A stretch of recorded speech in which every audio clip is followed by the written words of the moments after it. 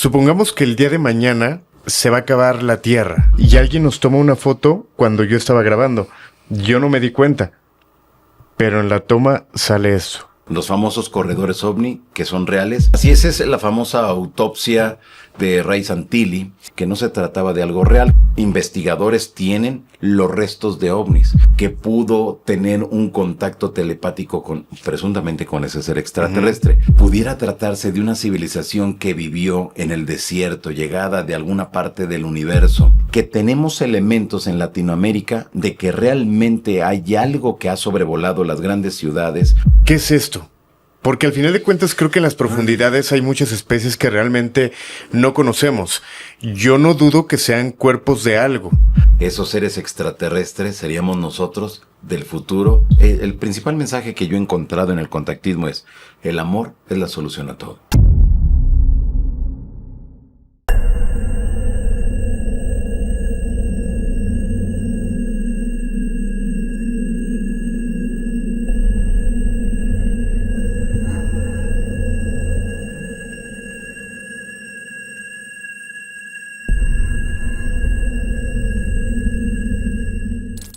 La morgue del instituto llevaba años sin abrirse, pero aquella noche las luces de los pasillos se encendieron solas. El guardia juró escuchar un sonido extraño, no pasos, sino un zumbido, como si algo vibrara bajo el concreto. Cuando llegué, había una carpeta sobre la mesa fría, sin sello médico, sin remitente, solo un nombre escrito a mano con tinta azul metálica que decía: paciente Johanan Díaz. En la parte inferior una nota incompleta: no es de aquí. Abrí el expediente. Dentro había imágenes térmicas, fragmentos de piel con microperforaciones y una transcripción clasificada con la palabra abducción. El cuerpo fue hallado en posición fetal, sin signos de violencia. No presentaba heridas externas, como si alteraciones internas no humanas. Las articulaciones muestran hiperflexión muscular y ausencia total de rigor mortis. La piel refleja una fina capa luminosa al contacto con la luz ultravioleta. No hay causa aparente de muerte. Observación final. El sujeto poseía en vida conocimiento avanzado sobre fenómenos aéreos no identificados, investigación de campo, comunicador y testigo de más de una docena de incidentes clasificados. Sus últimas transmisiones hablaban de un contacto inminente. Todo listo para comenzar con esta noche de terror, pero antes la pregunta: ¿estás seguro que estás solo? ¿Estás seguro que no hay nadie debajo de tu cama? Quiero saludar con gusto a Johanan Díaz. Qué placer tenerte aquí. Gracias, Alain. Te agradezco la invitación y un saludo a toda la gente que nos mira. Johanan, siempre es interesante platicar contigo de cualquier tipo de fenómeno. Sobre todo, siempre me gusta resaltar la trayectoria y, con todo respeto para otros investigadores, creo que Johanan es el investigador más importante, no solo en México, sino en América Latina, del fenómeno no humano. Muchas gracias por tus palabras. Y constantemente todo cambia. Hay mucha información. Sí, hay mucha información. Y yo te puedo decir que hasta antes de la pandemia había información, sí, pero no tanta. Después de la pandemia hay una cantidad impresionante de datos, de fotos, de videos, de libros, de todo. Hay de todo. Hay un exceso de información. Y que ahora tenemos que entender o tenemos que ir checando si toda esa información es real. Porque ahora, a través de las aplicaciones, la inteligencia artificial, ya no hay manera de poder corroborar si una foto es real o no. Pero eso sí, fíjate, por si al menos en el tema de los ovnis, si hay una persona con un rostro, con un nombre, un apellido y te lleva la foto, la historia cambia. Pero si de repente alguien la lanza en redes sociales y no tienes a una persona, un rostro, un nombre y un apellido, entonces hay que tener cuidado, porque seguramente se trata de una manipulación. Y que aún así está el riesgo, ¿no? Personas que buscan tener el foco y que nos hemos dado cuenta de casos. No sé qué tanto se puede hablar, pero recientemente suena mucho el nombre de Juanito Juan. Mira, yo creo que mientras no se presenten, ya sea él o cualquier otra persona, mientras no se presenten los originales, mientras no se conozca el lugar donde lo está realizando, el contexto en el que se dan una foto, un video, lo que se esté grabando, entonces es muy complicado. porque te digo, ahora lamentablemente a través de la inteligencia ya es muy difícil poder identificar. A ti te mandan una foto hecha con inteligencia artificial y ya no hay elementos que te lleve a considerar que es inteligencia artificial. Cuando hay personas, sí, porque por algún motivo la inteligencia artificial no hace bien los dedos. Entonces, o te aparece un dedo más o te aparece un dedo menos. Ahí te das cuenta que es un trabajo de inteligencia artificial. Pero en el caso de los ovnis como tal, a lo mejor puede ser una foto, sí, una foto real, pero ya le agregaron algo, algún elemento, un ovni espectacular puede ser, y es ahí cuando uno se pregunta, ¿cómo vamos a validar?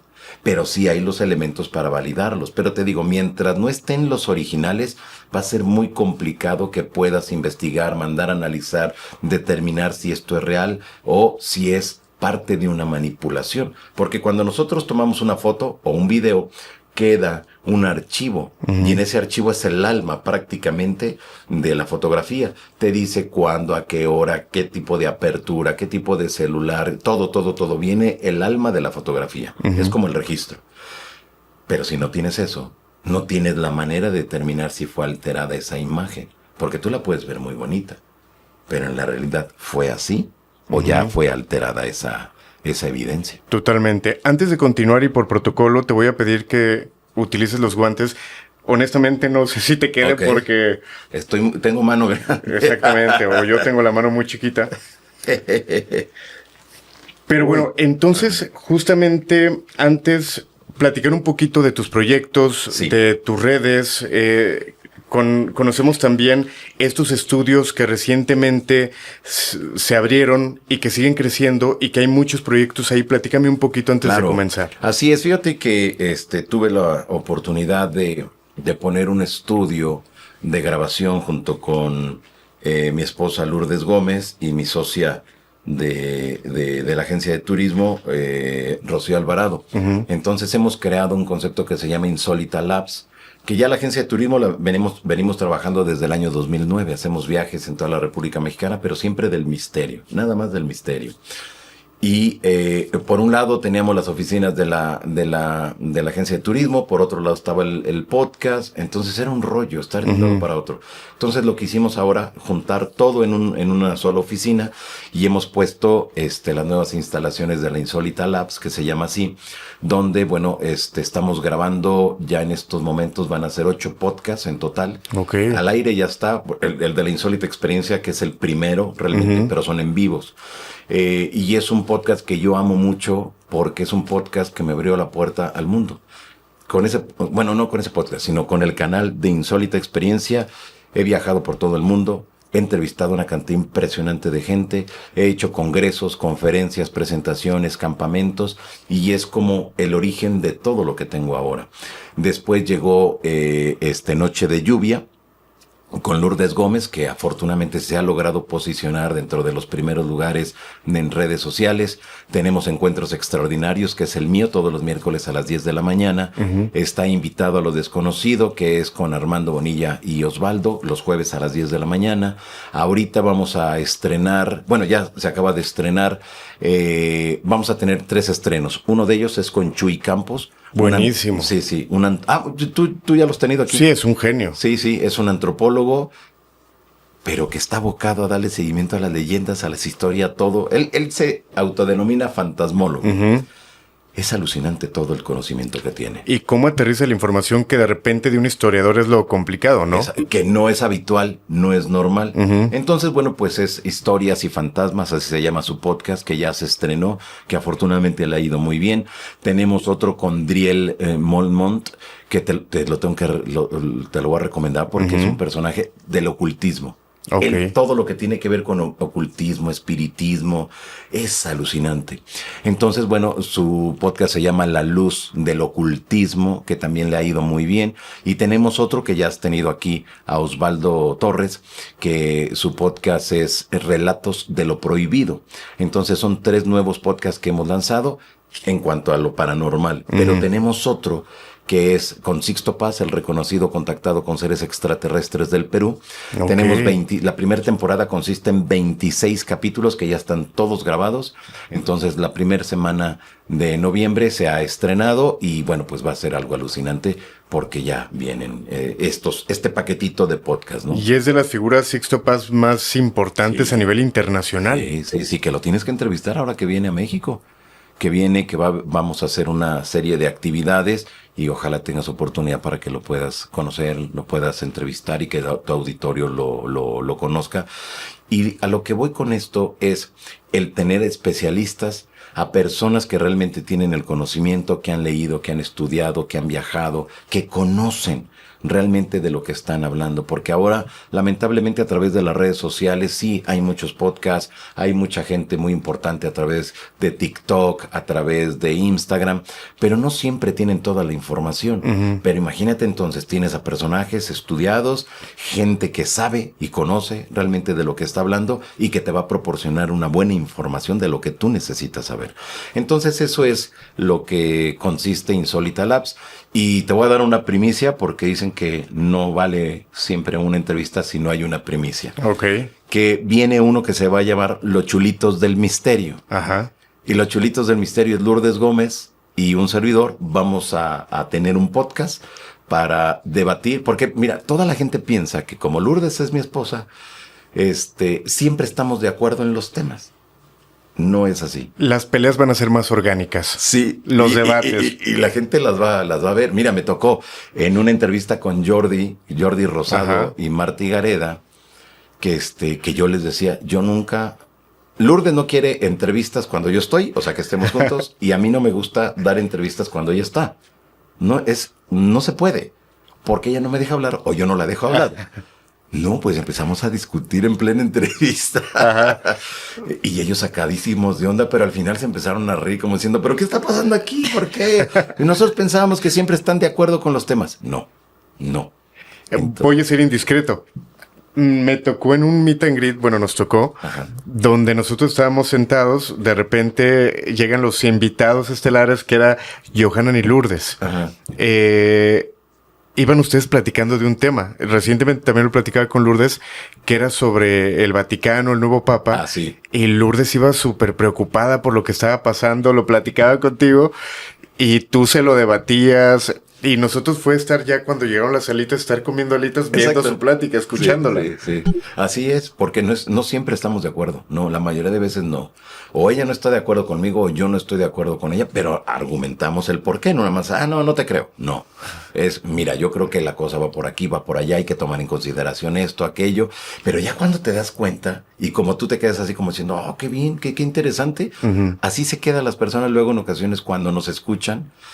Y dicen, pero a ver, entonces, ¿qué debemos de pensar? Pues debes de pensar esto, y Lourdes, no, pero espérate, eso no va por ahí, esto, con mi experiencia es por este otro lado, pero se vuelven pláticas muy ricas, muy sabrosas, y vamos a crear uno que se llama Los Chulitos del Misterio, y es curioso el nombre porque nosotros no lo pusimos.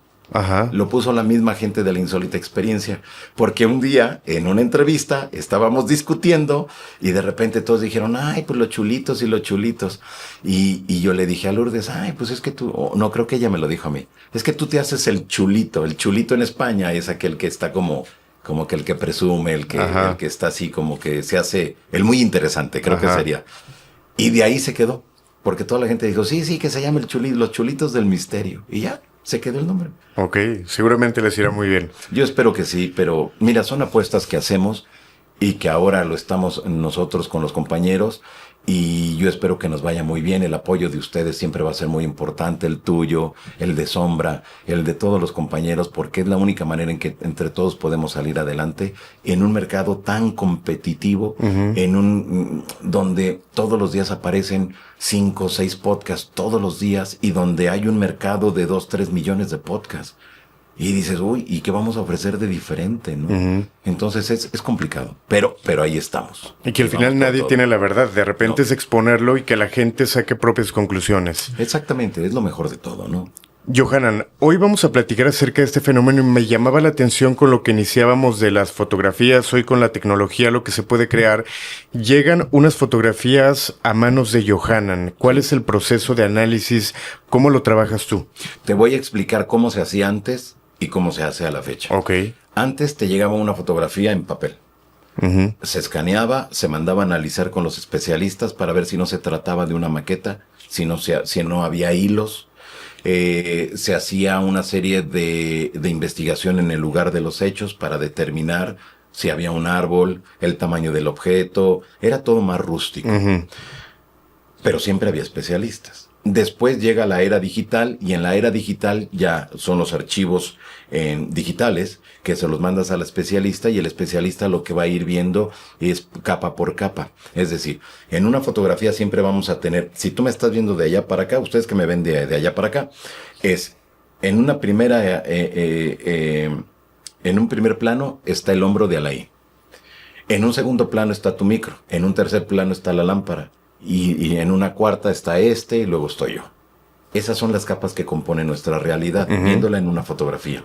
Entonces lo que se hace es poco a poco ir viendo si hay reflejos, si las sombras, si se ve el sol de un lado, dónde está la sombra de ese objeto. Es decir, porque si nosotros tenemos un objeto del lado izquierdo y el sol está del lado izquierdo, entonces la sombra va a estar del lado O sea, son elementos que nos llevan entonces a considerar si realmente esto es así, es real o fue manipulado todo. Uh-huh. Al 2025 es prácticamente lo mismo que te acabo de decir, pero se agrega la parte de la inteligencia artificial para determinar si esto se puede hacer a través de la inteligencia artificial y si se puede hacer entonces, y si no hay una persona que tenga un nombre, que tenga un apellido y que tenga un rostro, entonces hay que tenerla ahí. Uh-huh. Hay que pararla y con las reservas, mostrarla pero con las reservas del caso, porque hay mucha gente que te trata de engañar, que trata de abusar de tu confianza y de engañarte, ¿no? Al final del día.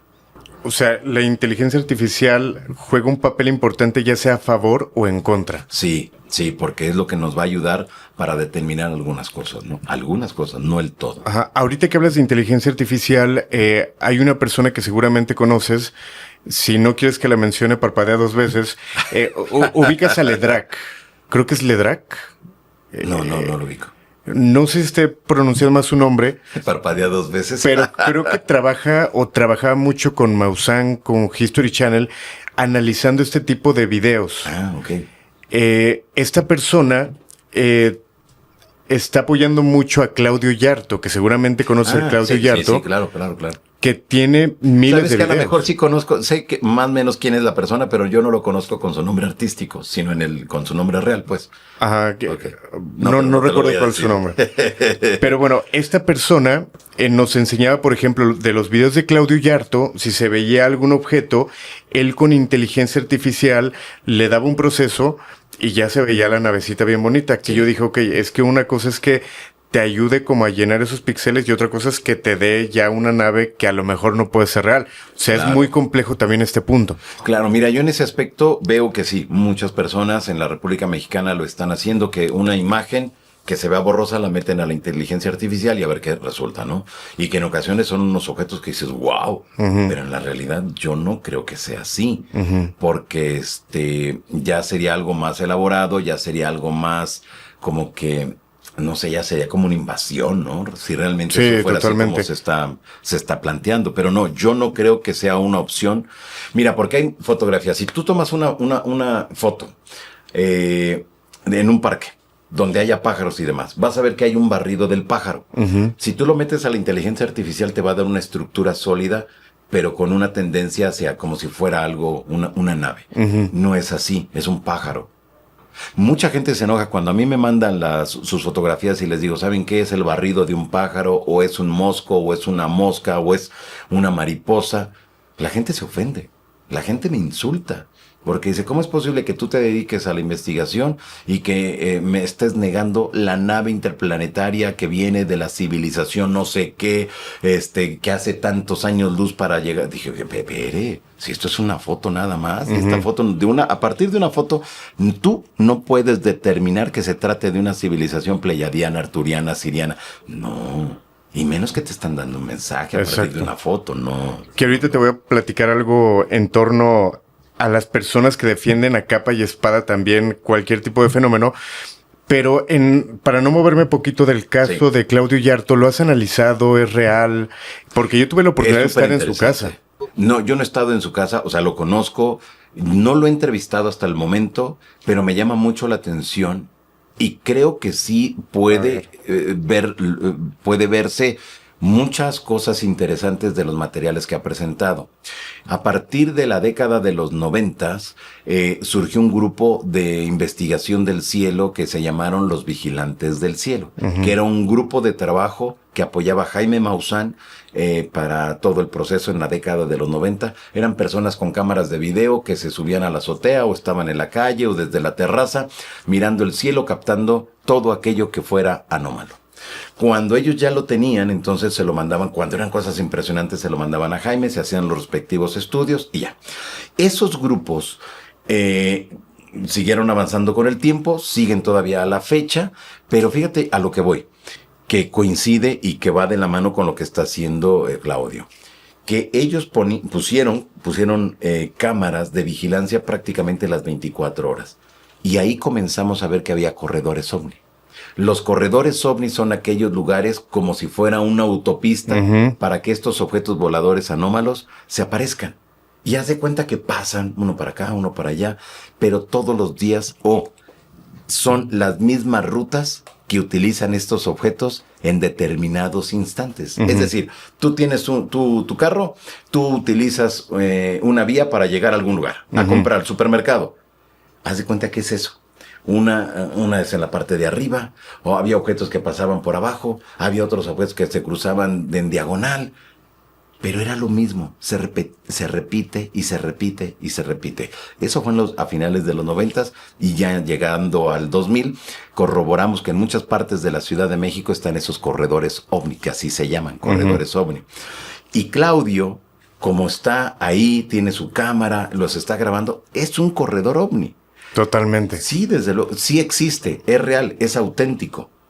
Eso no es nada más el caso de Claudio Yarto, no. Hay muchas otras personas que a lo largo de la historia han hecho estos experimentos. Ahora ya es normal, porque ya pones una cámara de vigilancia y ya, no pasa nada.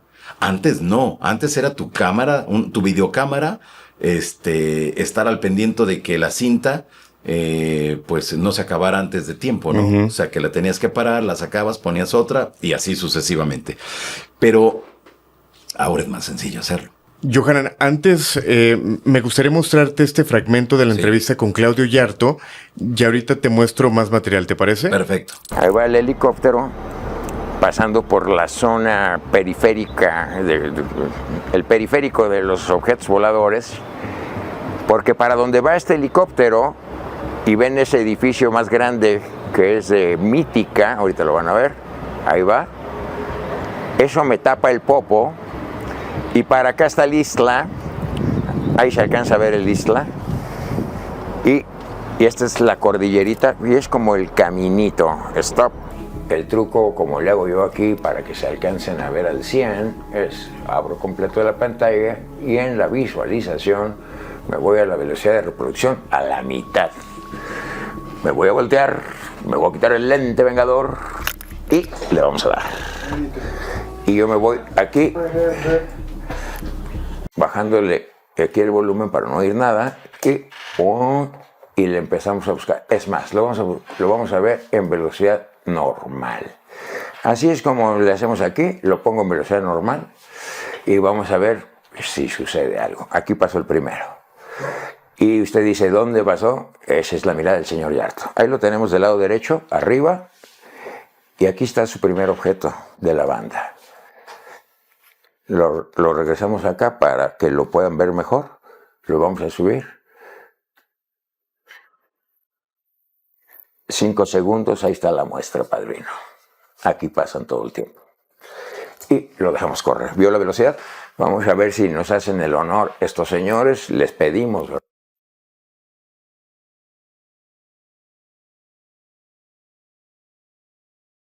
A los 5 segundos de la grabación salió.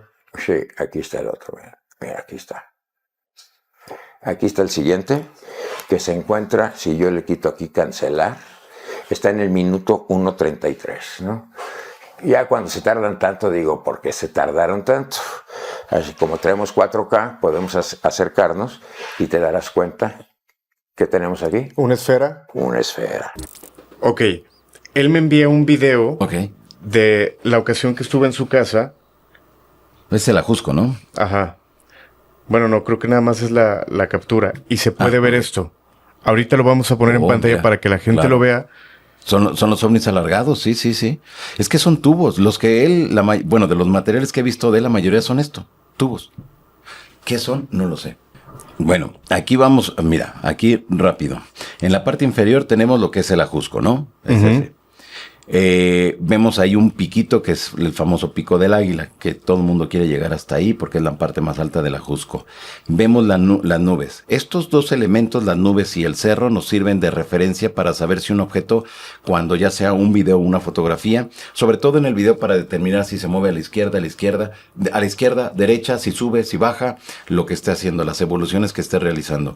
Con los puntos de referencia, como están fijos, entonces podemos determinar no la velocidad, ni la altitud, ni el tamaño del objeto. Eso no lo podemos saber porque no sabemos el tamaño de ese objeto ni el volumen de ese objeto. Pero lo que sí podemos ver entonces es que es un objeto que no es un barrido. Si hacemos un acercamiento, te vas a dar cuenta que no es un barrido, sino que es prácticamente como si fuera una vara, como si fuera un tubo ahí arriba. Esto, entonces, si está nada más en un frame, es decir, en un cuadro, o está en 2 o 3 cuadros, es de que realmente ese objeto estuvo ahí, y que no se trata de que alguien haya aventado una vara o un tubo al momento que él estaba grabando. O sea, son ciertos elementos que nos ayudan para determinar que, pero decir, de ahí a que podamos decir que se trata de una nave extraterrestre, no podemos. No hay un elemento fuerte que nos pueda validar. Que sí son cosas raras, sí, porque estamos hablando de un tubo que no tiene hélices, no tiene turbinas, no se le ve más nada para que se pueda sustentar en la atmósfera. Entonces las cosas ya ahí comienzan a ponerse un tanto complicadas. ¿Cómo un tubo puede volar? ¿Cómo se puede mantener dentro de nuestra atmósfera? Hay muchas ocasiones que las personas cuando están grabando, de repente aparecen o están haciendo una ráfaga de fotos y de repente de 10 fotos, a lo mejor en una aparece un objeto raro. ¿Cómo es posible que aparezca eso? Pues quién sabe, pero aparecen. Y ocasiones son objetos con forma de esfera. Mira, a mí me pasó en una ocasión en Puerto Vallarta. Yo fui de vacaciones con mi familia, estoy tomando fotografías y tomé una en ráfaga. Entonces, hay una escultura ahí muy grande y yo estaba señalando así. Me toman mis hijos las fotos y luego ya como a las 2 semanas que la estaba revisando, aparece en una foto, en este caso fueron 3 fotos, de cerca de 20 fotografías que me tomaron, en 3 fotos aparecen unos objetos blancos, unas bolitas que venían bajando. Las más cerca se veían grandes, que te estoy hablando que así como estaba la foto estarían a unos 20, 30 metros arriba de mí, pero yo no vi nada, no había nada. No se tratan de pájaros, son esferas blancas y se ven unas súper chiquititas, es decir, que son las que estaban más arriba. ¿Cómo explicas eso? ¿Qué es? No lo sé. Y mira que yo me dedico a esto, les hice acercamientos, lo mandé con unos amigos para que las analizaran y me dicen, Johanan, esto está muy raro. Dice, pero lo viste. Yo no lo vi, no estaban esas cosas. Porque si no, como ahí donde yo me encontraba había muchas personas. Todos, si lo hubiéramos visto, mira, ahí están, hay algo raro, todos tomando fotos. No, nadie volteó hacia arriba. Okay. Yo el único nada más estaba así con el dedito y ahí aparecieron. Pero aparecen ese tipo de objetos. Mira, última foto. A ver. Esta fue la ocasión que estaba con él. Me dio las indicaciones de cómo grababa, en qué calidad, estas especificaciones. Y alguien nos tomó una foto cuando yo estaba grabando. Yo no me di cuenta. Pero en la toma sale eso. ¿Qué cosas? O sea, ¿ese eres tú? Ajá. Y a un costado. Ahí va otro. No sé, pero te digo que son los corredores. Los famosos corredores OVNI, que son reales. No sabemos de qué tamaño sean esos objetos, pero están presentes y utilizan esas como una especie de carretera para ir pues, de un lugar a otro, ¿no? Ok. Obviamente ver el material, tanto fotográfico como videos, te lleva a pensar en algunos que históricamente nos han impactado.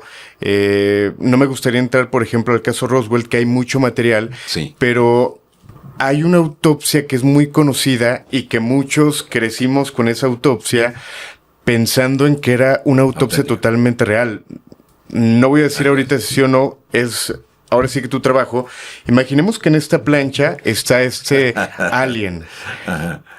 Y me gustaría que me platicaras este caso de 1995, donde hay muchos factores que habría que analizar para llegar a una conclusión. Claro, Porque hay desde mucha luego. gente que creció y que seguimos pensando o que decimos que es real. Exactamente. Cuéntame de este caso. Así es la famosa autopsia de Ray Santilli, quien era un productor de televisión muy importante y bueno, pues él lo da a conocer. Era una plancha así como esta, había el cuerpo de un humanoide, tenía 2 manos, tenía dedos, tenía 2 piernas y en la parte del estómago pues lo tenía expuesto, ¿no?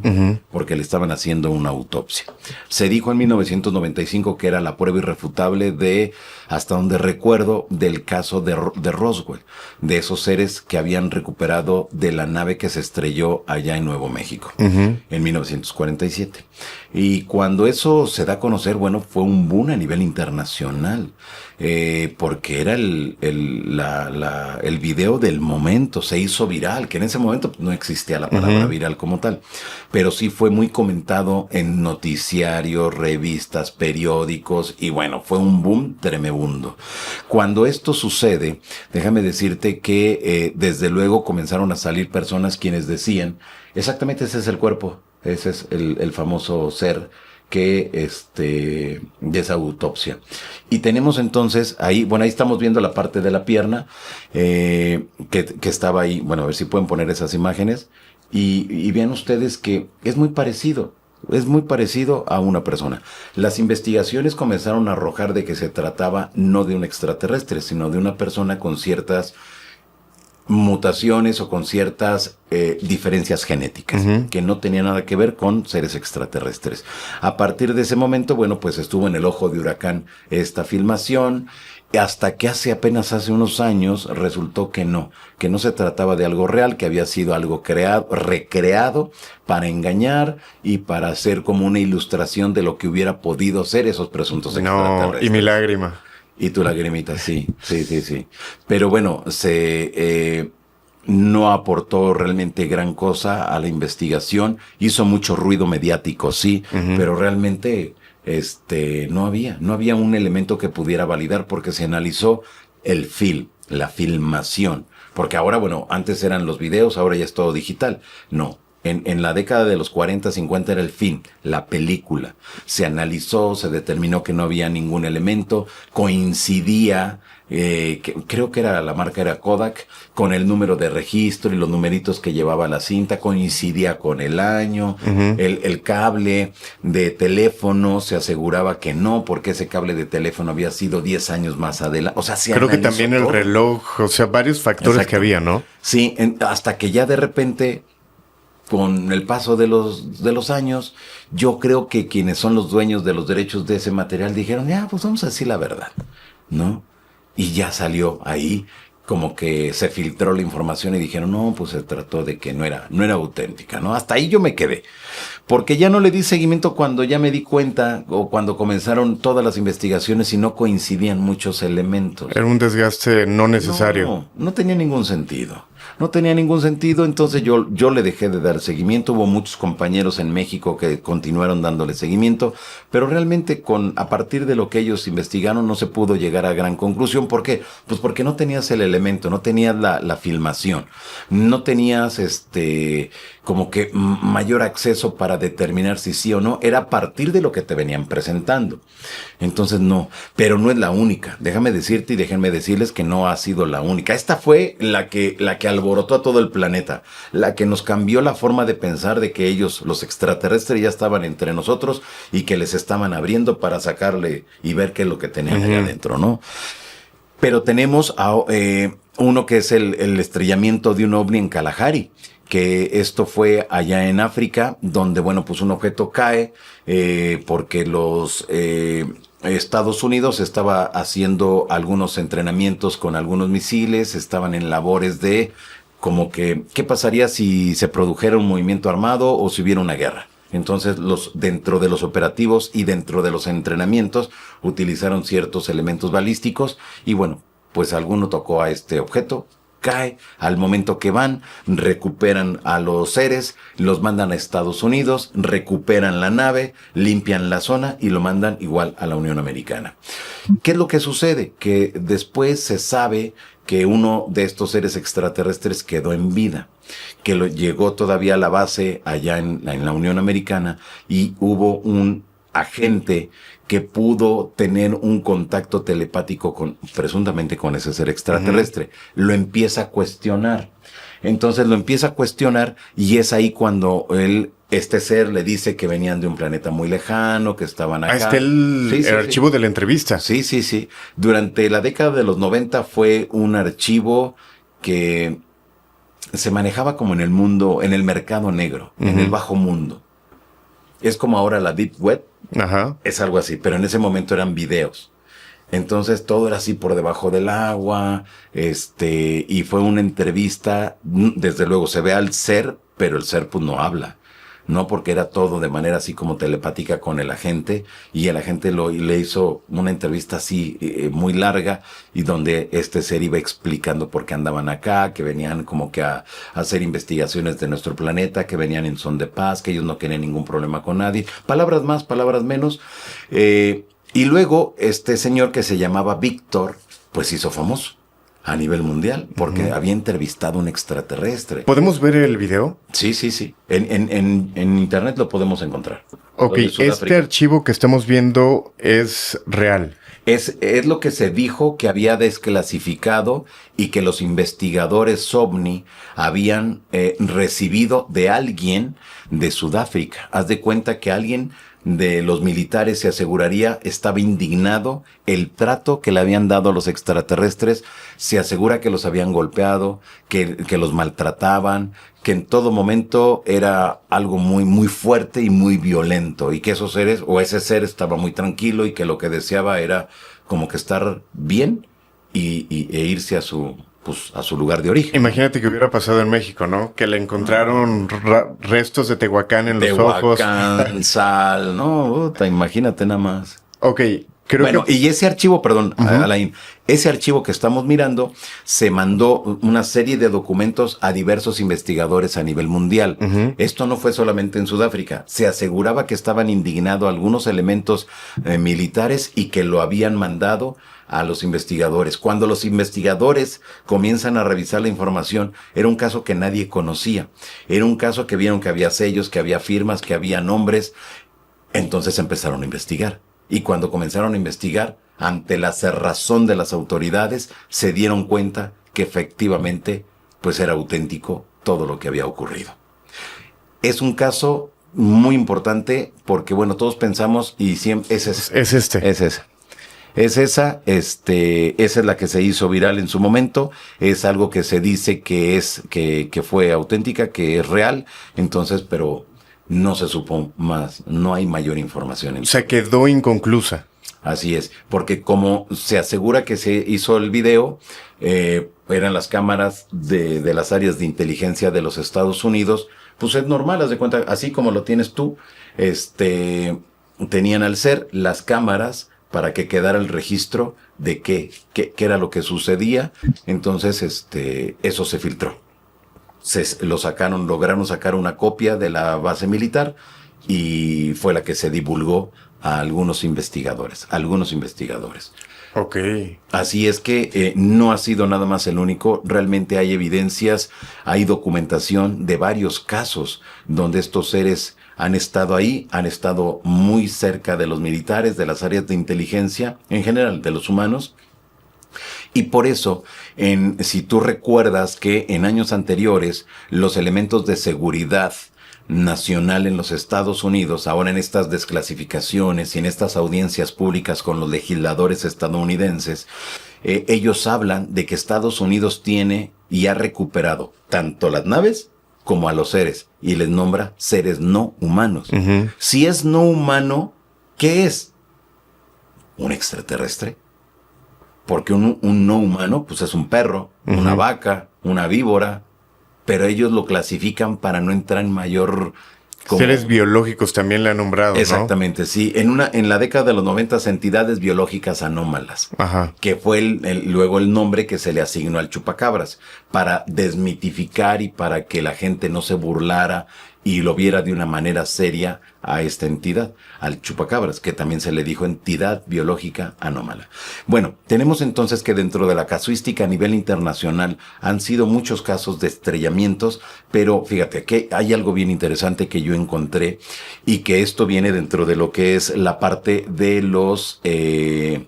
de las desclasificaciones, que Estados Unidos, después de la Segunda Guerra Mundial, coordinó con muchos países para que si caía un objeto de origen terrestre o extraterrestre, así tal cual, pudieran ellos entrar, que los gobiernos les dieran todas las facilidades y ellos se comprometían a limpiar la zona, levantar los objetos, inmediatamente sacarlos y entregar un resumen con las conclusiones de lo que había caído. Uh-huh. Y tenemos casos en la República Mexicana, sobre todo en la zona del desierto, donde Estados Unidos entró a nuestro país con la autorización del ejército mexicano, recogió los objetos, se los llevó a Estados Unidos. Objetos que eran con forma de esfera, con forma de triángulo y objetos con forma de disco. Que los lugareños, cuando veían que caía algo, llegaban hasta el lugar del impacto y se daban cuenta que eran objetos que no tenían ventanas, eran objetos que parecía que era solamente todo de una sola pieza.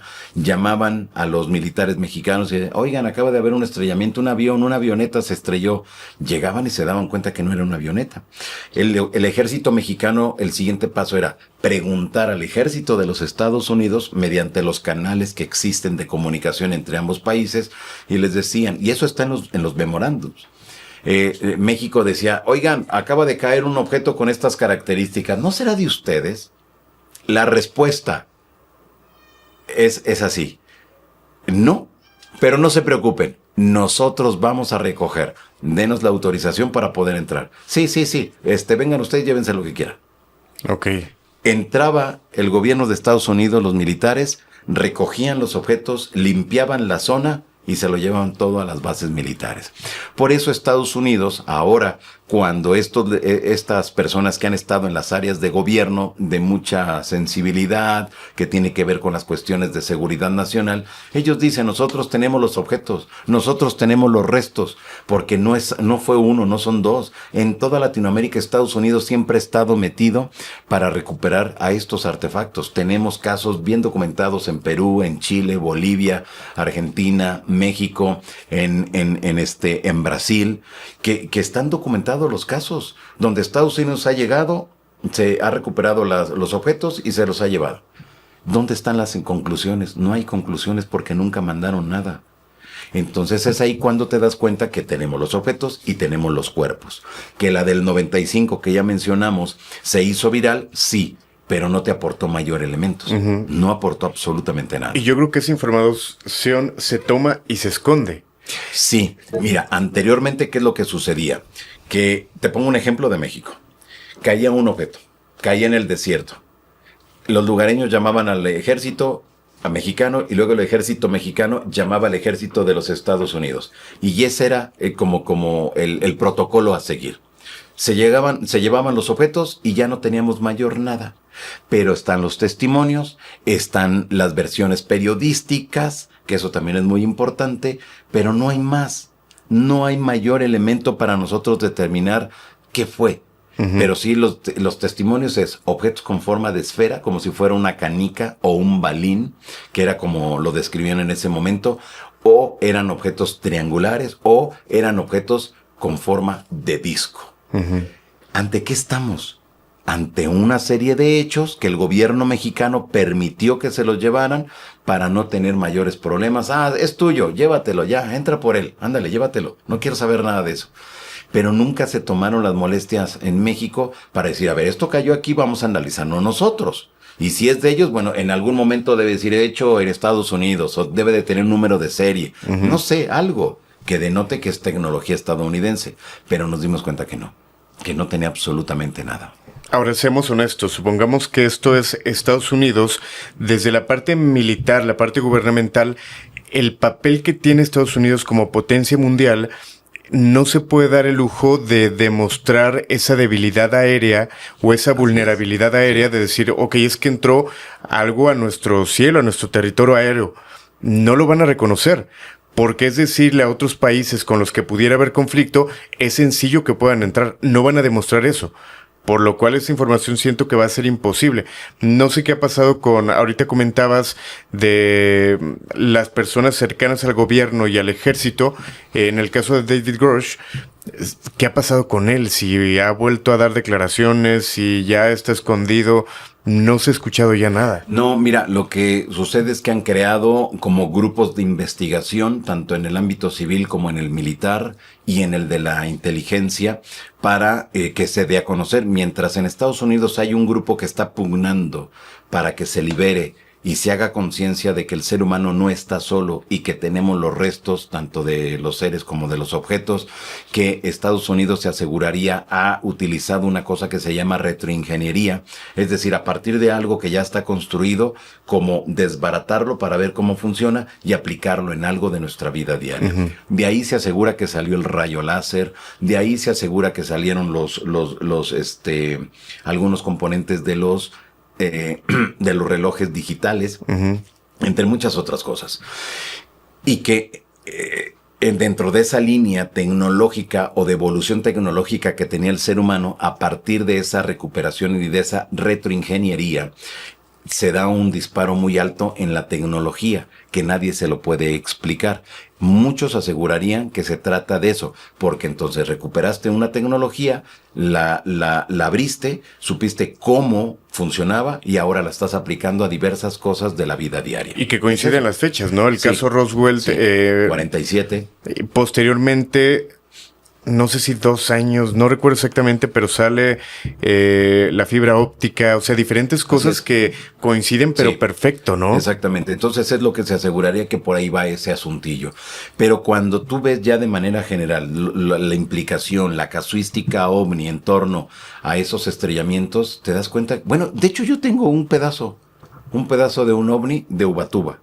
Mucha gente asegura que no existe evidencia contundente de la presencia de los ovnis en nuestro mundo. Mucha gente. Pero esa misma gente que lo niega es porque no ha viajado, uh-huh, no conoce, no ha estudiado la casuística ovni a nivel internacional. Dentro de esto que te venía diciendo de los estrellamientos ovni, hay casos donde en Colombia, en Estados Unidos y en Brasil y en Chile, investigadores tienen los restos de ovnis. Te voy a platicar del caso que yo tengo del metal. Se llaman metamateriales. Ese pedacito que yo tengo de un ovni. Esto fue en la década de los 50 en Ubatuba, Brasil. Era un objeto que los testigos describen que era un objeto con forma de disco. Escucharon, lo vieron, se impresionaron todos. De repente ese objeto empezó a girar de una manera que explotó.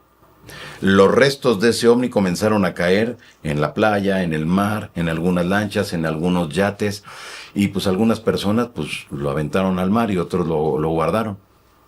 Algunas de esas piezas llegaron al Museo OVNI de Argentina, de mis queridas amigas, tanto Silvia como Andrea Pérez Simondini, que tienen un museo, uno de los más famosos a nivel mundial, y tienen los restos de este ovni. Entonces, en el año 2019, en el mes de diciembre, me invitan a dar una conferencia a Capilla del Monte en Córdoba, Argentina. Coincide que llegaba Luis Elizondo junto con un grupo de producción para la segunda temporada o tercera temporada, no recuerdo bien, para su programa de televisión que tenía en History Channel, uh-huh, Estados Unidos.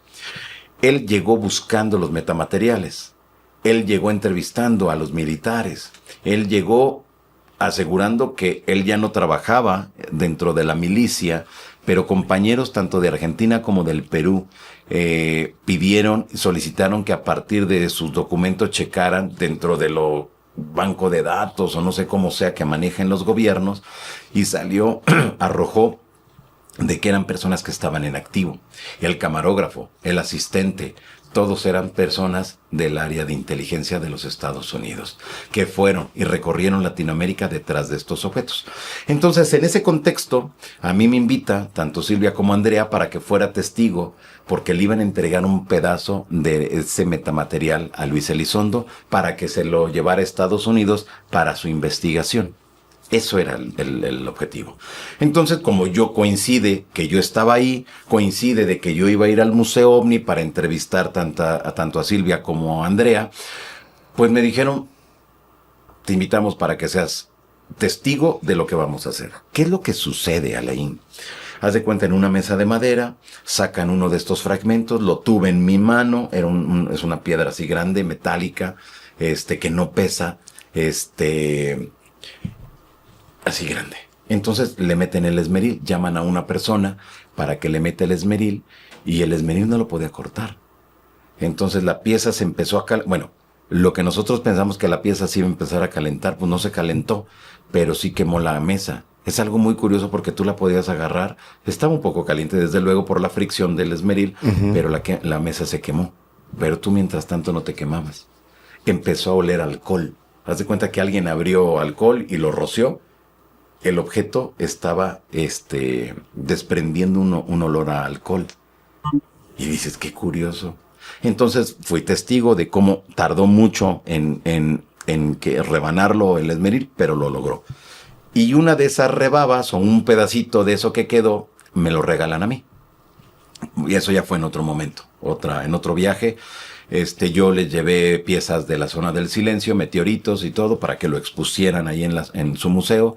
Y a cambio, bueno, pues ellos me dijeron, sin yo esperarlo, sin más nada, me dieron un tubo de ensayo con muchos de esas cositas que habían sobrado y un pedacito grande bueno, no muy grande, pero de un ovni.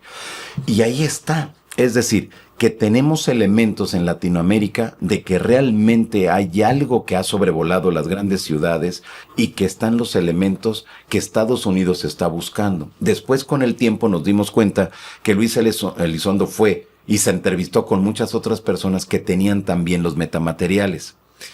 Después, dentro de toda esa búsqueda, me topo con un caso que había quedado en el olvido en Colombia. En Colombia, en la década de los 70, se aseguró que un ovni en Bogotá se había aparecido y el ovni empezó a derretirse. Imagínate, tú estás viendo un objeto ahí arriba que está flotando y de repente se empieza a derretir. Esas gotitas de lo que se derritió empezó a caer en las calles. Una de las personas levanta uno de esos objetos y pues se lo llevó. Y quedó en el completo olvido. Pero el caso se sabía, se conocía. Y tuve la oportunidad de mencionar que una amiga que es hija de Enrique Castillo Rincón, uno de los contactados más importantes de Centroamérica, a él se lo dieron. Y el objeto lo tienen sus hijas. De un caso que quedó en el olvido y que nadie sabía dónde estaba. Okay. Y en una entrevista, así de la nada, sin esperarlo, la hija saca el pedazo, el resto del ovni y me dice, pues mira, es que mi papá me dejó esto y es de un caso. Nadie sabía dónde estaba ese objeto. ¿Hay imágenes en la red? Sí. Entonces es importante porque tenemos entonces los estrellamientos con los cuerpos, sí. Los estrellamientos con los ovnis. Y tenemos los metamateriales. Entonces, ya se conocía de esa pieza en la década de los 70, cuando ocurre todo este incidente en Perú, pero te digo, después con el tiempo nadie supo dónde había quedado el resto. Es alucinante todo lo que pasa, porque son elementos que se aseguraría, no traigo aquí los datos, pero hay ciertos elementos de esos metamateriales que no hay en la Tierra, que no existen. Justo te quería preguntar eso, si obedecen algún elemento de la tabla periódica. No, sí. Algunos son aluminio, magnesio, entre otras cosas que contiene, ¿no? Pero hay algo que brinca. Pero hay algo, haz de cuenta, de un 100%, a lo mejor un 3% o 5%, hay un elemento que no coincide y que nadie sabe porque no existe. No existe en la Tierra. Wow. Entonces, ¿qué es? ¿Por qué Luis Elizondo fue a buscar? ¿Y por qué? Te digo, yo me entero porque coincidimos en el viaje, no porque ande detrás de ese señor. coincide en que Estados Unidos presentó en el último año del primer mandato de Donald Trump en los Estados Unidos como presidente. Tú recordarás que prácticamente en los últimos días presentó su famoso escuadrón espacial o su comando espacial. Dices, pero comando espacial, pero si con trabajos utilizamos aviones. Y este señor nos está hablando de un comando espacial, es decir, que va a andar en el espacio exterior, que va a tener la capacidad de estar dentro de nuestra atmósfera y lo que se asegura es también pues que sea una aeronave que puede estar debajo del mar. Eso no existe. No existe físicamente, eso no existe. En la teoría sí está. Está la patente. Existe la patente. Es decir, en la teoría existe la nave. Curiosamente, dentro de todo este proceso, triangulando información, preguntando a gente de los Estados Unidos, a gente que de Latinoamérica que estaba muy, muy ligada y que va trabajando prácticamente de la mano con mucha gente de la Unión Americana para esta cuestión de las desclasificaciones y demás, encontré un dato bien importante, que ellos habían ido a Latinoamérica porque estaban buscando el elemento para darle forma, para que se materializara eso que ellos tienen en papel, que es una aeronave que esté en el espacio exterior, que esté dentro de nuestra atmósfera, pero que así también esté en el fondo marino, y que pueda estar en los 3 medios. Eso no existe a la fecha, pero lo están buscando. En ese contexto que te estoy diciendo, surgen a través de las redes sociales de algunos de los investigadores más importantes de Estados Unidos que están trabajando para empresas privadas de tecnología, porque Estados Unidos, me imagino que lanzó una convocatoria diciendo, a ver, necesitamos una aliación que podamos estar en los 3 medios. Y ellos se pusieron a trabajar, se pusieron a investigar y fueron a buscar los metamateriales. Por eso el interés de ellos, de buscar esos objetos. Si esto se dice que es de una nave de civilizaciones extraterrestres y tenemos un resto, vamos a ver si lo podemos duplicar. Vamos a ver si nosotros podemos utilizarlo para lo que nosotros ya tenemos en el papelito. Wow. Entonces el tema de los ovnis se convierte en algo muy importante. Hay quienes aseguran que esos elementos tan chiquititos pueden valer millones de dólares. Y no solamente eso, sino que ya cuando encuentren la manera de poder replicarlo y si es que les sirve, imagínate las ventajas y los millones de dólares que van a ganar con esa tecnología. Sí. Para ir cerrando. Sí. No sé qué opines, respetando obviamente las investigaciones que ya existen, lo que se ha dicho, y que yo en algún momento me tocó entrevistar a un doctor que había tenido contacto con las momias de Nazca, estos cuerpos que se desconoce su origen, que algunos hablan de que fueron encontradas en una especie de cuevas subterráneas en Perú. Así es. Y que cierto polvo como de algas los había como momificado. Diamotea. Algo así. Fue el nombre. ¿Qué es esto? Porque al final de cuentas creo que en las profundidades hay muchas especies que realmente no conocemos. Yo no dudo que sean cuerpos de algo, porque se llegó a platicar que era cartón, que era yeso. No dudo que también se hayan hecho algunos con este material. Pero realmente pudiéramos decir el original o el origen de la historia, ¿qué significa? ¿Qué es? ¿Qué era? Híjoles. Es súper interesante todo lo que tiene que ver con las momias. Afortunadamente hay un grupo de científicos que están investigando que lo están analizando. Son esos cuerpecitos que, de humanoides, 2 piernas, 2 brazos, una cabeza, y que en ese proceso de la investigación ha arrojado ciertos elementos que no normalmente conocíamos. Imagínate ya en un cuerpo que tiene cientos de años que falleció y que de repente tiene incrustaciones de ciertos metales que no son tan sencillos de conseguir o que son muy caros. Pudiera tratarse de una civilización que vivió en el desierto, llegada de alguna parte del universo y que tenía un vínculo, una relación con los humanos. A lo mejor y sí. ¿Para qué servían esos elementos metálicos que ellos tenían? era para transportarse, era para comunicarse con alguien, como que se tocaban y de repente empezaban a comunicarse. No lo sabemos. Pero lo que sí me queda muy claro de que mientras hay un grupo de investigadores que pugnan, que le están invirtiendo para esas investigaciones, hay todo un aparato de personas quienes están en contra de todo eso. Mientras está la indiferencia del gobierno peruano, que desde un principio no les hizo caso y desde un principio los investigadores, los arqueólogos, simplemente se hicieron a un lado y dijeron, no hombre, esto no tiene ni pies ni cabeza. Esto es un fraude. Esto es una artesanía. Y no le han dado la importancia de vida. Yo espero que en algún momento realmente el gobierno de Estados Unidos de Perú, el gobierno de Perú se ponga a investigar, le dé la importancia y la trascendencia que tiene ese tema y deje de pensar que todo se trata de un fraude orquestado por alguien que quiere llamar la atención. Yo creo que por ahí no va el camino. El camino es la investigación, el camino es determinar qué elementos componen esos cuerpos. ¿Es un ADN parecido al de nosotros? ¿Es igual? ¿Hay alguna diferencia?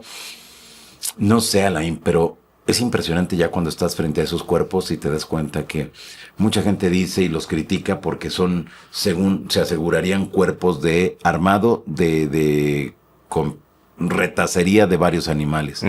Pero tú cuando los ves dices, wow, esto no se ve así un trabajo burdo, no. Es algo más elaborado. ¿Tú ya los tuviste de cerca? Sí, los he visto. Tuve la oportunidad en Tijuana. Coincidió que fui a dar una serie de conferencias a Tijuana y estaba la exposición en un museo. Entonces fui a verlo y había una original. ¡Wow! Después tuve la oportunidad de verlos con Maussan en su oficina. Los más chiquitos me refiero, los que fueron presentados en la Cámara de María, Diputados. creo, ¿era? No, esa es la más grande. Okay. Pero sí he tenido la oportunidad de estar frente a ellos y es alucinante. Es alucinante. ¿Qué es? Desde luego todavía falta mucha investigación, pero hasta donde tengo conocimiento y lo que han investigado, pues pareciera que sí es real, que sí es auténtico todo y que hay algo ahí que tenemos que desentrañar para entender cómo ha sido la evolución del ser humano y a lo mejor de esa civilización que forman parte de esas momias de Nazca. No lo sé. Creo que yo te platiqué en algún momento la teoría que me parece muy interesante. Todos conocemos como la etapa o la parte evolutiva del ser humano, de cómo de alguna manera corporalmente evolucionamos de ser personas con una postura corporal diferente, manos, patas, o sea, diferentes cosas que evolucionamos. Esta evolución no pudiera ser que llegara a un alienígena. Suena raro. Te lo digo por qué. Yo en algún momento leía que si el ser humano, en el modo en el que íbamos evolucionando y en el modo en el que la Tierra cambiaba, posiblemente iba a ser todavía más agua, al grado al que teníamos que adaptarnos con más aletas, con escamas, pudiera ser... una evolución normal y natural del ser humano, ¿no? Exacto, el sol ya no iba a estar tan presente, lo cual iba a hacer que nuestra piel fuera más blanca, nuestra cabeza diferente, y convertirnos en esto que conocemos como alienígenas. Exacto. Entonces, si partimos de lo que acabas de mencionar, esos seres extraterrestres seríamos nosotros del futuro regresando al pasado. Yo eso es lo que creo. No está tan descabellado. Y quizá nos tachen de cualquier tipo de insultos, que nos los dejen aquí en los comentarios. Ya no los repartiremos, pero... O sea, a mí no me suena descabellado, porque además, justamente es lo que se dice, que esta raza alienígena que seremos nosotros en un futuro, pues viajan para intentar que nuestro camino sea de alguna forma. Claro, exactamente, sí. La finalidad, lo que me han dicho a mí los contactados es que la finalidad de esos seres es que nosotros lleguemos a otros niveles de energéticos, de psíquicos, espirituales, que en general lleguemos a otros niveles de conciencia. Ellos lo que refieren es de que si nosotros damos ese paso hacia arriba, en automático ellos dan un paso hacia arriba. Si nosotros nos quedamos estancados, ellos no pueden subir. por algo que debe de ocurrir que no pueden subir. Entonces lo que ellos quieren es prepararnos, nos mandan mensajes para que nos preparamos para los nuevos tiempos. El principal mensaje que yo he encontrado en el contactismo es: el amor es la solución a todo. No hay más. He encontrado 4 palabras claves: amor, paz, unión y autoconocimiento. Que si tú revisas todas las culturas, todas las religiones, todas te hablan de amor, todas te hablan de paz, todas te hablan de unión. Qué curioso que al 2025 sean tantos contactados quienes refieran y quienes digan que el mensaje sigue siendo el mismo que dieron hace 2000, 3000 años. Totalmente. Pero si lo están dando al 2025 es porque el ser humano no ha entendido que esa puede ser la solución para todos nuestros problemas. Ellos ponen un ejemplo muy claro y sencillo. ¿Tú quieres cambiar? Saluda a tu vecino, saluda a tu vecina todas las mañanas. ¿Cuántas veces salimos y nos cae mal? ¿Cuántas veces salimos y ya ni lo volteamos a ver? Nos subimos al carro o nos vamos para otro lado donde no esté el vecino o la vecina. Uh-huh. Con un ejemplo tan sencillo nos esquematizan cómo podemos cambiar al momento que seamos completamente distintos. Saludando a tu vecino, a tu vecina, no mentándole la madre. Desde lo mínimo. Desde lo mínimo, lo básico. Entonces tú, cuando ya ves todo el real mensaje de los extraterrestres, es: tenemos que regresar al origen, y en el origen que había amor, paz y unión. Los extraterrestres, ¿qué más es lo que dicen? Los extraterrestres dicen: deben de regresar al origen y deben de ser realmente humanos, deben de llevarse bien, no tienen por qué estar peleándose. De puta, pues todo el mundo se pelea, estamos todos contra todos. Es algo bastante fuerte. Pero es muy interesante todo lo que implica realmente estas palabras, ¿no? Sí, bastante. Y que justamente parte del cierre de esta temporada, de estos episodios, es llegar a este tipo de conclusiones de qué tendríamos que cambiar, qué mensaje tendríamos que dar. Y justo tú, que trabajas con esta parte del fenómeno no humano, de estudiar qué es lo que buscan las otras razas, cómo nos ven, qué mensaje estamos dando, te pregunto a ti. Supongamos que el día de mañana se va a acabar la Tierra. Ajá. Y tú tienes que dejar un mensaje importante. ¿Cuál sería tu mensaje? Ándale, así me la pones bastante complicada. Está difícil. Pues es que, a ver otra vez. Dame nuevamente la pregunta para yo ir pensando. Imaginemos la película. No es una pregunta sencilla, ¿eh? No, nada. No. A ver, supongamos la película El fin del mundo, la guerra de los mundos. Mañana nos va... Se acaba todo. Exactamente, nos van a invadir, va a haber una invasión fuerte, quizá tsunamis, quizá pase de todo. ¿Qué tendrías que hacer hoy? ¿Qué haría hoy y qué mensaje dejaría? Ajá.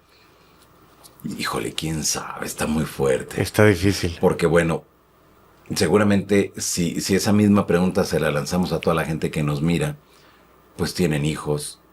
Bueno, en general tienen familia, tienen amigos, y no estamos preparados para morir. No estamos preparados. En la antigüedad todo mundo era como algo normal, natural, algo que no te causaba mayor conflicto. Ahora el 2025 nos causa mucho conflicto. El que ya no estés, porque a lo mejor tienes bebés, o tienes hijos menores, o tienes a lo mejor a unos padres que dependen de ti, o por X circunstancia. Y no estamos preparados para morir. En lo personal, ¿qué haría yo? Yo haría, a ver, el último día, suponiendo que mañana llegue el fin, hoy, ¿qué haría? Yo creo que estar con mi familia y abrazarlos en todo momento.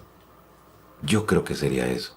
Hay muchas personas que pueden decir, bueno, yo me iría a un concierto, Ajá. Yo comería tales cosas, yo tendría sexo todo el día hasta que llegue el fin. Eso sí estaría muy bueno.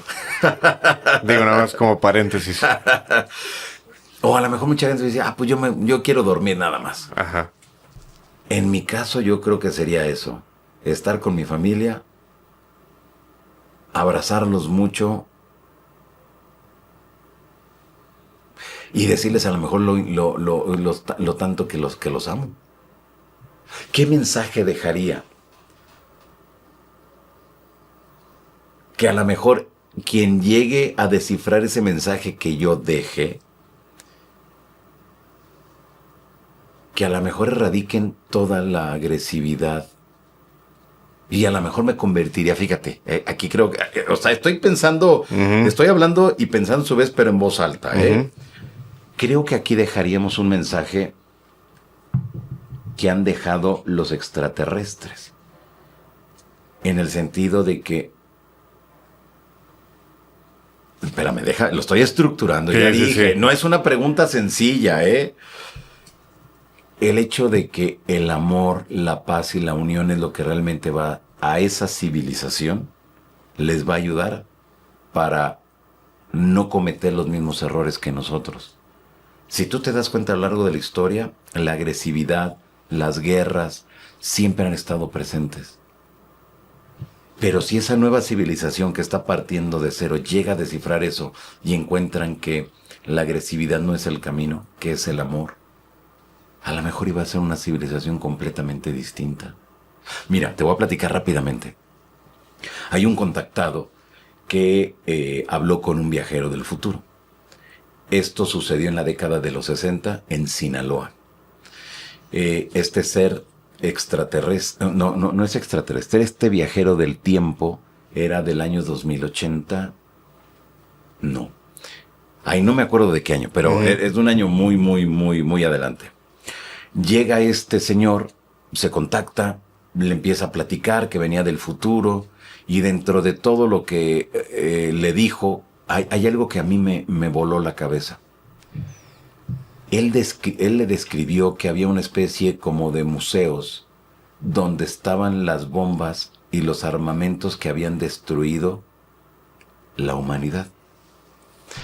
Que era un museo para recordar y que jamás volviera el ser humano a utilizar ese tipo de tecnología en contra del ser humano.